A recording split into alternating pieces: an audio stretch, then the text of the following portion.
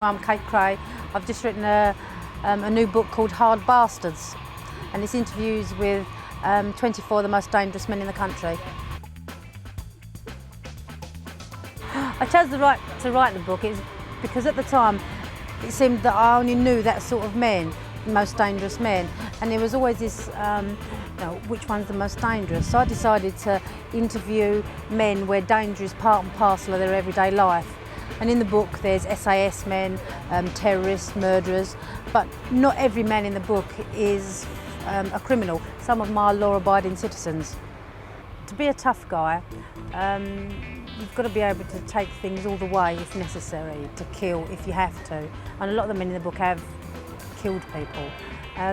But also, it wasn't until the end of the book when I found out the reasons why and what makes a tough guy, and that's they've got to be slightly paranoid, sprinkling of madness, and preferably a man.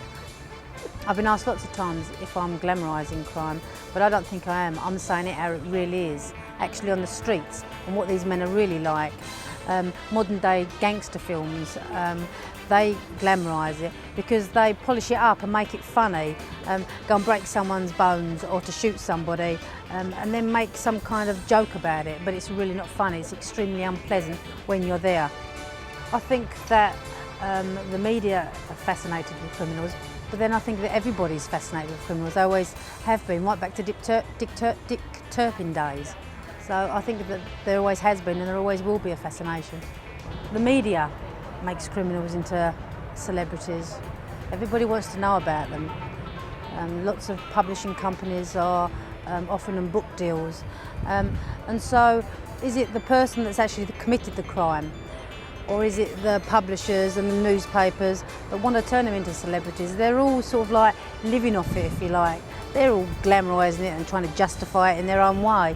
But certainly with Reg and Ron, I found that everybody took their little 2 penn'orth off of them, for whatever reason. But they paid the ultimate price. I was married to Ronnie Kray, which is probably one of the most baddest boys in this country. But it was the person for me. It wasn't just because he was Ronnie Kray or just because he was a bad boy. I think that with a lot of these women, it's situation or circumstances, whatever they find themselves in. Nobody made me fall for Ron, it was just the person. He was an extremely funny man. So I think it was a sense of humour to start with. He was a good friend. I think to have a stable relationship with a bad boy, it depends on the bad boy.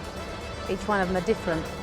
Certainly when a man's in prison, they promise you the world, but they're never going to do it again, and they're going to be really good. They're on the straight and narrow from now on, and I love you, love you, love you, and I want you, want you, want you. But then when they come out, it's like, good night, Marianne, I'm off with the boys. That's the truthful answer.